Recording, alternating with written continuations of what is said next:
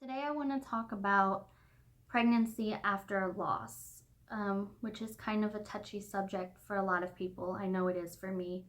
I'm a pretty private person typically, but my mom keeps telling me I have all of these amazing stories and I need to share them with the world because they can help people. So I'm going to give it a try. I had my first miscarriage at 20 and I was in a really toxic relationship at the time. I was in a really bad place. He was in a really bad place. We shouldn't have been together.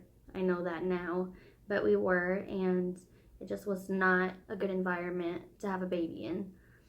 So I found out I was pregnant, and I didn't really know how to feel. I was happy because, once you have this life growing inside of you, it's just a love you feel immediately. I was also very upset about it because, this guy was not the guy for me. I found out I was pregnant at 4 weeks and ended up having a miscarriage at 6 weeks after a lot of back and forth about my hormone levels. So it was pretty early on, but I was still devastated. At the time, I was able to pick myself back up because I was able to tell myself that it wasn't the right time. That also was the turning point in my relationship. My boyfriend at the time was not supportive at all and didn't understand why I was even upset about losing the baby.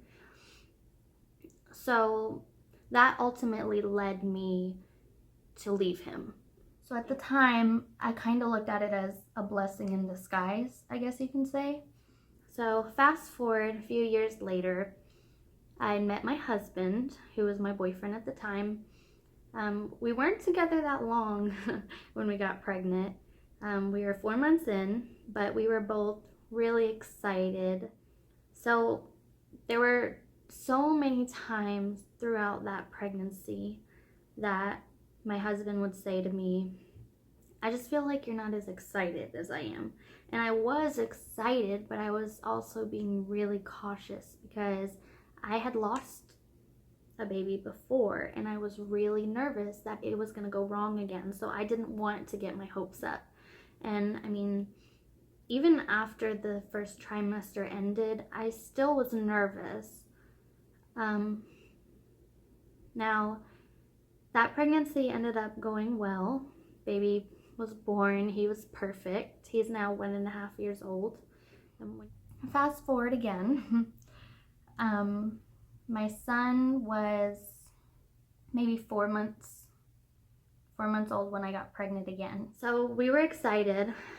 I was thinking to myself, okay, this was meant to be. He was really excited. So, with everything going well with my previous pregnancy with Grayson, I assumed my miscarriage was a one-time thing. There's not really anything much to worry about. I still was nervous. I also was a little overwhelmed at the time because I was working. I had a very young infant and I was trying to figure out motherhood. We were newly married. I was trying to figure out how to be a wife, how to have a career, how to juggle all of that. And it's a tough thing to do. So I was a little overwhelmed, but I was excited.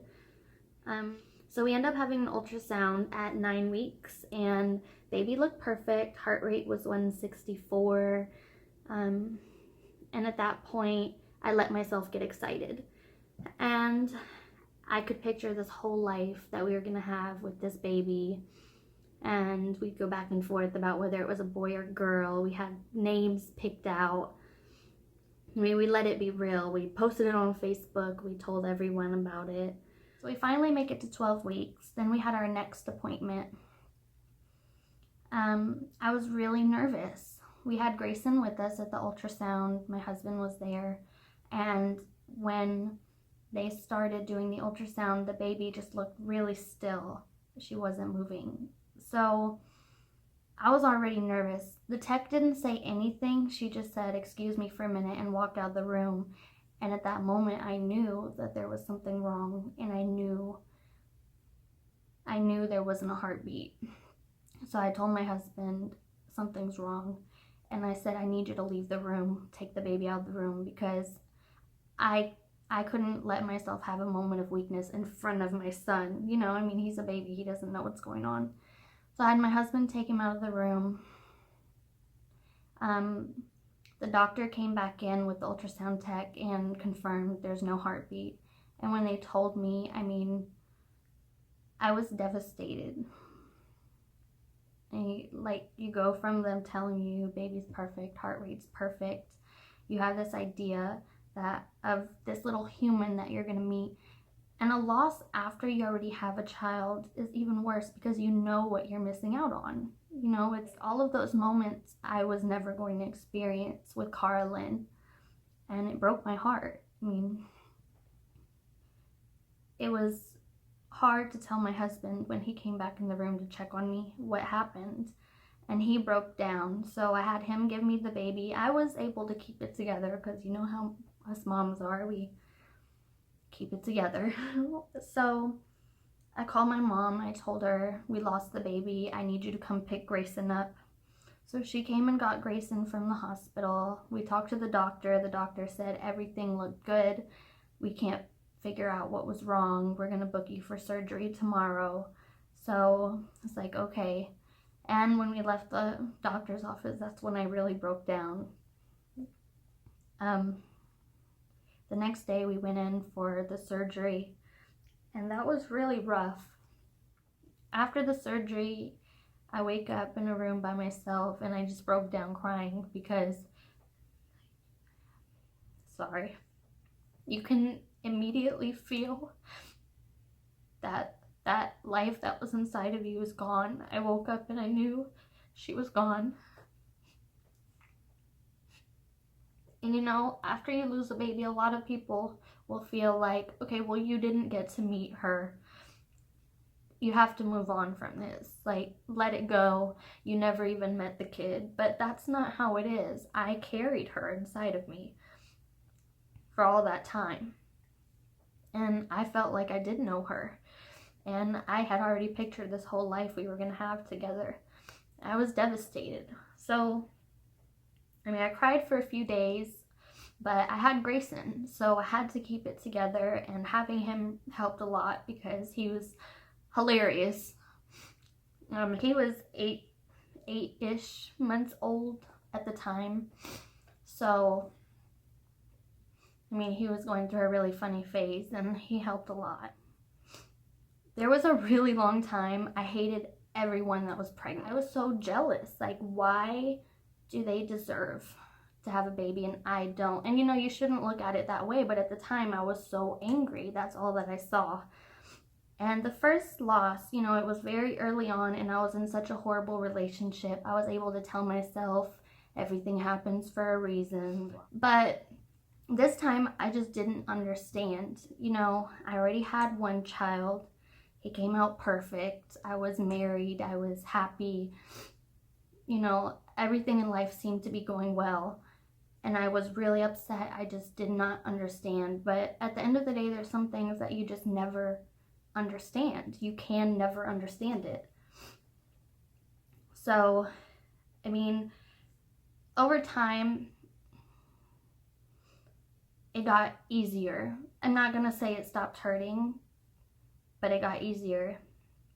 I'm currently pregnant with Ava Bell, who's due in February of 2018. So I'm 5.5 months pregnant now. And as you can see, I'm still sitting here crying over Cara Lynn that I lost. You know, a new baby does not replace the old baby.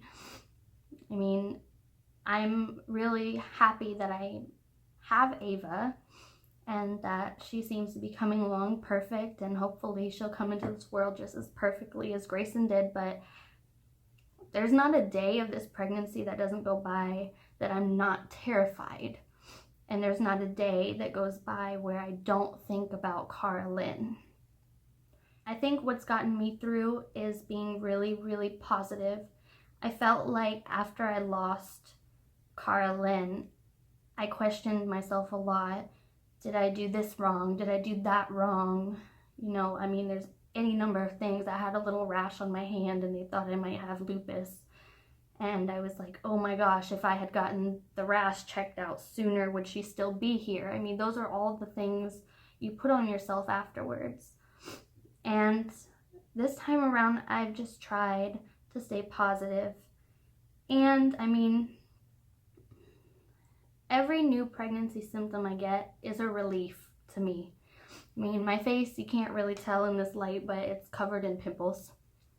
But that's just a reminder that there are all those hormones surging, and it's a relief to me. You know, every time I get sick to my stomach or I can't eat, it's a relief to me because it means there's something going on in there. And the one thing that I hope you can take away from this is that it's okay to be sad. It's okay to mourn the life of the child you lost. Don't let anyone tell you that because you didn't meet this child or you didn't hold this child in your arms, you don't deserve to be sad, because you absolutely do. You know, find a way to honor the baby that you lost. We had a stuffed elephant made for Carolyn, and when I first lost her, I used to sit in the chair in Grayson's room and just rock the elephant in my arms. And you know what? It made me feel better. It might sound silly to other people, but it made me feel better, and that's all that matters. So you do what you have to do to be okay. Don't let anybody tell you you don't have that right. I mean, things happen. People lose babies at every stage in pregnancy all the time, but that stress of constantly worrying about that is not good for the baby.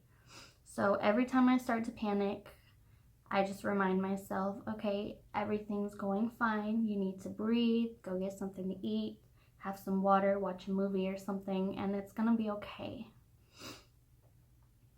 So that's my story. I don't know how much that's going to help anyone, but I hope it does.